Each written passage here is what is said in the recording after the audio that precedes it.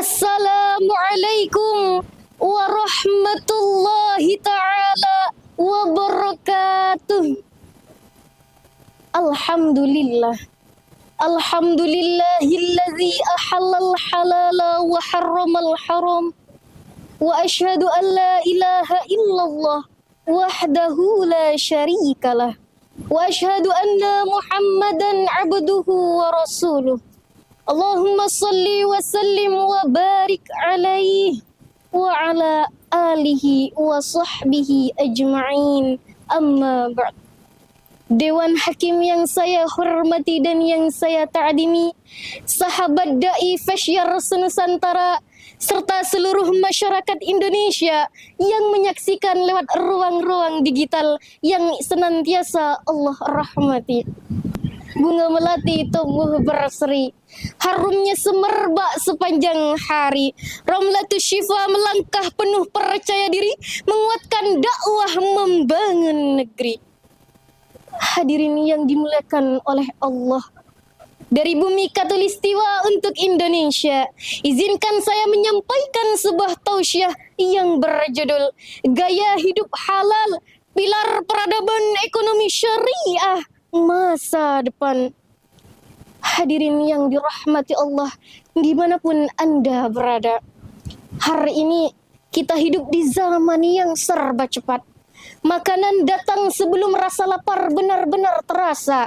Uang berpindah tanpa kita melihat wajah penerimanya.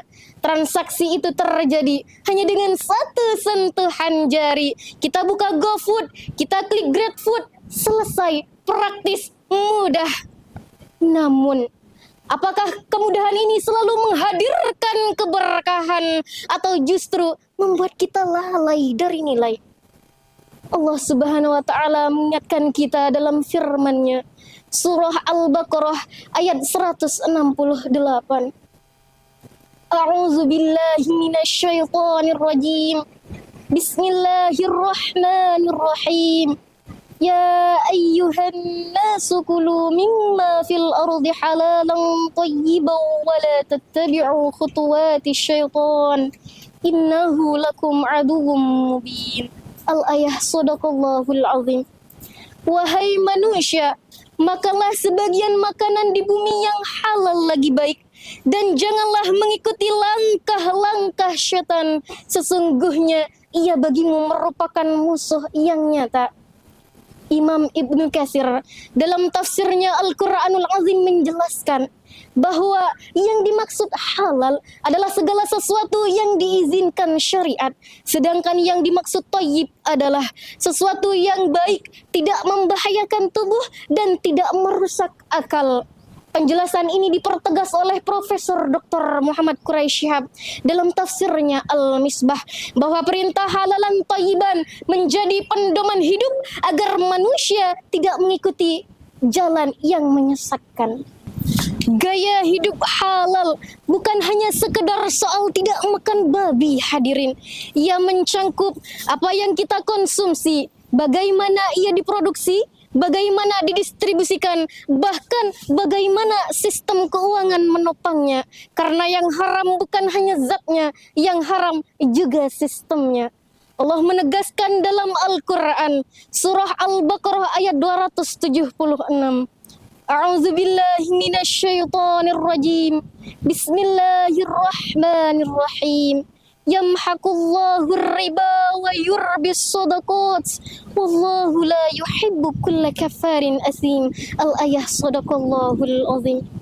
Allah menghilangkan keberkahan dari riba dan menyuburkan sedekah. Allah tidak menyukai setiap orang yang kufur lagi bergelimang dosa. Imam Ibnu Katsir menjelaskan bahwa riba dapat menghilangkan keberkahan harta, sedangkan sedekah dapat melipat gandakannya. Profesor Dr. Muhammad Quraisy Shihab menambahkan bahwa riba dapat merusak keadilan sosial serta menimbulkan kesenjangan, sedangkan sedekah dapat meratakan kesejahteraan. Artinya, pertumbuhan ekonomi yang diridhoi oleh Allah bukan hanya sekedar diukur dari seberapa besar keuntungan, tetapi dari keadilan, keberkahan, serta kemaslahatannya. Hadirin yang dimuliakan oleh oleh Allah. Berdasarkan data Komite Nasional Ekonomi dan Keuangan Syariah bersama Bank Indonesia, Indonesia adalah kekuatan besar dalam ekosistem ekonomi syariah. Namun, apakah kita hanya bangga sebagai pasar halal terbesar atau justru kita siap menjadi pelopor peradaban ekonomi syariah dunia? Peradaban tidak dibangun oleh jumlah, peradaban dibangun oleh kokohnya nilai. Dalam Maqasidus Syariah, tujuan hukum Islam adalah menjaga agama, jiwa, akal, keturunan, dan harta. Maka ketika kita menjaga halal, ketika kita memilih yang thayyib, dan ketika kita menghindar riba, kita sedang menyelamatkan masa depan generasi. Hadirin yang dirahmati Allah, marilah kita jadikan gaya hidup halal bukan hanya sekedar pilihan, tetapi komitmen hidup. Karena halal bukan hanya sekedar label, halal adalah nilai, halal adalah karakter, dan dari karakter itulah akan lahir peradaban ekonomi syariah masa depan. Sebagai penegasan akhir, izinkan saya menutup dengan sebuah pantun. Bunga melati harum baunya, tumbuh subur di tanah nan subur.